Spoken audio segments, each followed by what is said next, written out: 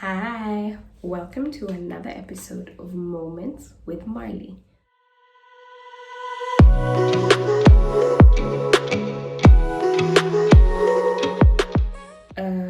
My voice is doing a bit of a thing today, so I almost didn't record, but then I really wanted to start in Feb. I had purpose to resume in Feb, and I didn't want to miss a single Friday.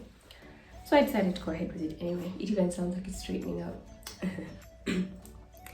Anyway, so maybe this would have been better content for January, but here we are anyway. Welcome to today's episode. Today, I just wanted to share a few of the things that I have done so far in regards to planning for the year. I know it's Feb, the first month is already finished, but it's not too late because these are things you could always apply at any point in the year if you find them helpful, and they'll still help you to get a better grip on certain things. So yeah, I'll share them. So one of the things I noticed as I was planning for the year, preparing, organizing all my things together, I noticed that every year at the beginning of the year, or maybe towards the end of the year, I sit and plan for the year ahead. And I have all these good plans, good ideas, good goals, good targets, and so I start the year with such a fire. Then as the year goes on, I end up achieving many things, doing many things, starting many things. But when I look back at the end of the year, all the things I did, started, achieved, or whatever were not anywhere in line with the things I had set out to do at the beginning of the year. So it's like, yeah, you achieved, but not quite, because in terms of what you had actually set out to do, you were at like 0% or 10% or 50 or whatever. So the thing I realized, which is where I've made the difference for this year, is that I tended to write out all these goals, all these plans in line with where I thought God was leading me for the year, or where I saw myself, at the end of the year, where I wanted to be and all that. So I set all these goals, but I wasn't detailed in everything in terms of making sure I set up habits, patterns, and things that would help me actually make sure I achieve them. What do I mean? If I had a plan to, let's say, read the Bible cover to cover in the year, it's a good plan, it's great, and it's possible. But then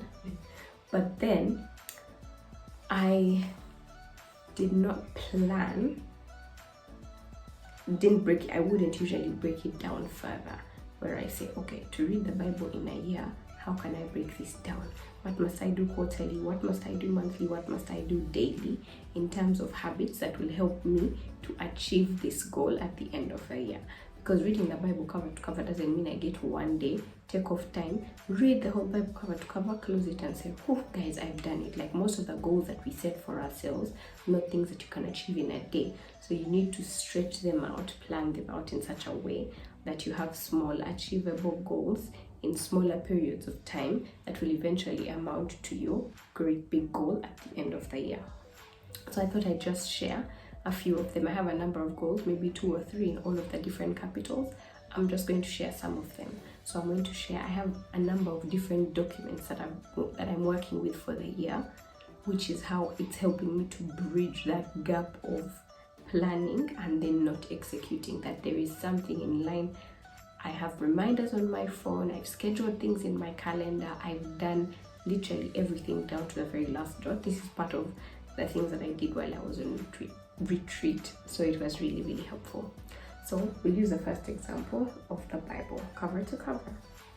So number 1, the goal is to read the Bible cover to cover. So what that looks like for me is every day I read at least 3 chapters. So that means in a week, I didn't calculate for a week because I didn't plan for it. Like in my mind, every day I have to read. But in a week, that would be, math is my friend, so excuse me, 3, 6, 9, 12, 15, 18, 21. Yeah, anyway, so in a week, that means it would be 21 chapters. So if, for example, I fall short somewhere during the week, like on one particular day, I read 2 chapters instead of 3, or maybe one day I was, really flowing and I ended up reading 5 chapters or whatever, by the end of the week, I need to have read a minimum of 21 chapters. So if on one day I read 2, then on another day I read 4, so I'm there and I'm like, oh my god, there was that day I didn't read 2, I didn't read what? If the week is coming to an end and I count and I've read 21 chapters in the week, I'm okay, I'm doing well, so we can keep going. If I'm short of that, it means there is a gap somewhere, so I have to quickly catch up that I don't lag into the next week. So the first one, I have a sheet that has my goals in all the 5 capitals. So I wrote down my goals in the 5 capitals. Spiritual, financial is the last capital if you're ordering them. So spiritual, intellectual, relational, physical, financial. So I have my goals in each of those. So the goal for spiritual, one of them is to read the Bible cover to cover. So then from there, I have a daily, it's called a weekly agenda or a daily schedule, which has what my day looks like for every week. Like this is on Monday, from this time to this time I pray, this time to this time I read my Bible, this time to this time I'll read a book, this time to this time I'll be planning out for, I call it business development, planning out the different ventures I'm taking on this year. This is the time I'll use to plan for them, to receive feedback, do what. This time to this time content creation, this time to this time content shooting, this time to this time, like the whole week is planned out. So in reference to the goal of reading the Bible cover to cover, there has to be something reflecting in my weekly schedule in order for me to actually be able to achieve that goal. So there's a time set apart every day, an hour for Bible reading. In an hour, I definitely know that I can get through 3 chapters. So then that helps. So that's how I'm able to break it down further. I have a number of different documents. So in the next thing I explain, you'll be able to now see the other thing. Okay, let's keep it spiritual. So the other thing, I didn't even know how to phrase the goal, but it was to just grow spiritually. So I don't like the phrasing of that because it's not measurable. Like at the end of the year, I'll be able to know I achieved the goal of Bible cover to cover, if I read the Bible cover to cover or not. This one is to grow more spiritually. I don't even know what to phrase it. I think I phrased it as spending more time with God, or growing more spiritually, or something along those lines. But so let's say spending time with God. So what that looks like, prayer and the word, is how we spend more time with God. So I've talked about how I have my time set apart for the word, an hour every day. I have 3 hours set aside for prayer every day, 2 hours in the morning, 4 to 6, and then 8 to 9 p.m. before I sleep. I've not yet been successful with the 4 a.m. thing. And I did that with it in mind because I know if 4 a.m. fails, at least I'll do 5 to 6. I'll at least be able to get in an hour in the morning, then an hour before I go to bed. I'm starting the hour in Feb because in Jan we've been having a season of fasting at church, and so we had meetings every evening at church, which would usually end at 8. Then we leave, end up leaving 8:15, 8:30. You get home at 9, 9:30. Then you have to eat quickly and sleep. And I'm still achieving the goal of spending time with God in the evening because we'd be listening to worship and listening to the word. So it worked. So now that Feb has begun, that's now the plan for February. So every evening, 8 to 9, just spend an hour with God before I start preparing to go to bed. So it's in my daily schedule. So it's a goal, a big goal in the 5 capitals goals for the year. Then it's in the next document of my daily agenda, or some call it daily agenda, some call it weekly schedule. It's scheduled every day. I pray at this time. Monday, I don't pray in the morning, 4 a.m. because Monday is my rest day. Because of how my schedule is, and I don't work a full-time 9 to 5 job, I can sort of control my schedule to a degree. So I set aside Monday as my day to rest. It's a generic universal resting day for pastors, like everywhere, because Sunday is a working day. So Sunday is like the busiest day. So Monday I rest. So Monday I sleep in, but now what would happen is I would oversleep because I really like sleep. If I don't set alarms, like I can really go. So I'd sleep, wake up at like 10, 11, and then all the things I've planned, you're squeezing them into very few hours and it's not working. So I have now planned to wake up at least at 7 on a Monday, maybe 8 if I've stretched, except a few exceptions. Like last Monday, I shared on my Instagram how I had to allow myself to sleep because Thursday I barely slept. Wednesday I was shooting the pre-show for the Royal Gospel Music Awards that I did, got home at 1 a.m. Then I was up early on Thursday. I had to go to, no, it was a public holiday, so I didn't have to go to work, but I didn't really sleep enough. Then Friday night, then Saturday night, I spent the whole day in day of prayer at our church. Then I left in the middle, like at 5, went for the award show that ended at about 1, got home at about 2, Sunday's church. I didn't go at 6 like I normally do, but I was there by like 8:50 because the segment I do before the service starts on the online feed is 8:50 to 10 to 9. Then 9 is when the church service starts. So it was just a long day, so my body was like really tired, so I had to do that. Then how did I get here? Oh, so Mondays, typically, if I haven't had a very extremely busy week like that and I'm like sleep deprived, and I'm not sleep deprived, I wake up at about 7 and then spend my day. I spend a number of hours praying, reading the word, what, then I'll read a book, then I'll prepare my content for the week, what like that. So all that is scheduled for on the daily agenda. Then one of the other documents which I've done, which is going to help me, I can talk about it in relation to this specific goal, and then another goal I have in the relational capital. So I have another sheet. I work a lot with Excel, Microsoft Excel, but I use the sheets of Google Sheets. It just, I don't know, it's easier for me. So I do that. So one of my goals is one of my targets in line with a goal of growing more, and spending more time with God this year, is to have a personal day of prayer at least once a month. Now, a day of prayer is just the term. It's not going to be a full day, but at least it's a minimum of 6 hours. So I set aside at least one Saturday in a month and just spend time in the morning praying, listening to worship, reading the Bible. There's no agenda. Just however the day flows, it flows. And so what I did is I looked at the church calendar, what the key dates are for the year. Every month there's at least 1 or 2 Saturdays that are free, so I picked based on those. Then my own personal dates like anniversary, birthday, what considered those things. So then I created my days based on that. So last year I had the same target, but I never scheduled it anywhere on any calendar, in my weekly schedule, in my anything. So when I was looking back at the end of the year in December, the goals I'd set, I'm like, I plan to do a day of prayer every month. What happened? Why didn't I do it? And I was so disappointed because I'm like, wow, it's such a good plan, such a good idea, because that will definitely help me grow spiritually so much. But I didn't do it. So this year I made the same goal. And one of the things I've had to learn is it's okay to keep doing the same thing over and over. Like, you make a mistake, set the goal again over and over, because you set it to achieve something in particular. If you've not achieved that thing, it's okay to keep setting the goal over and over again, 2 times over, 3 times over, and keep pushing yourself more until you finally achieve the thing you're looking for. For as long as your season of life allows you to keep doing that thing, keep setting it and keep working on making it better. So that's what I did this month. Again, like I said, in January I haven't had one Saturday. This past Saturday we had a day of prayer, full day at church, so that was scheduled in my personal schedule. Then now the ones for February, I've scheduled it based on the things I know are important that will happen in Feb.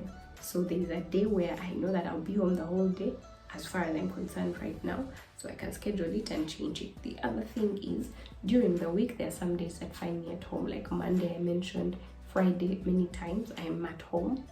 So if somehow all my Saturdays end up being taken up, maybe there's a family event this side, then there's a church thing, then there's something with friends or with the people I lead, or with what, and somehow all the Saturdays are taken, I can just quickly re-improvise and find another day during the week when I'm home and get it done.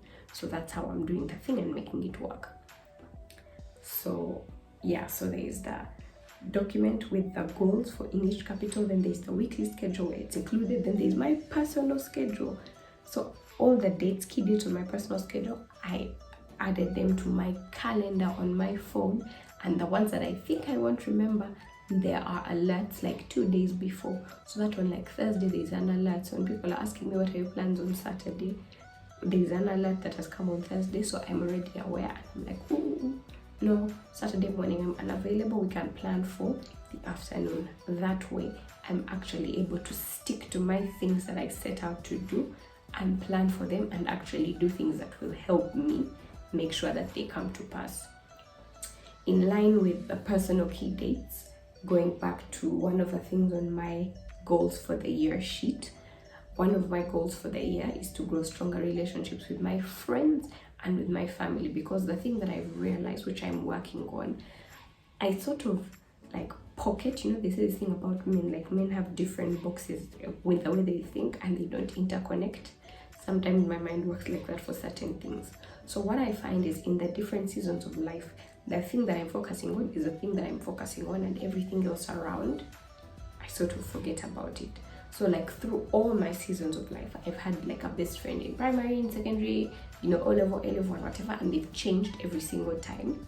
Not because they did something or I did something or something happened, just that we were friends and really close in that season. And as soon as they leave and go to another school, or I leave and go to another school, I sort of like move on and continue and form into something else. No, I mean, communication is two-way, so there's that, but it's that me, with the knowledge I have, I know that I can do better, so work towards doing better.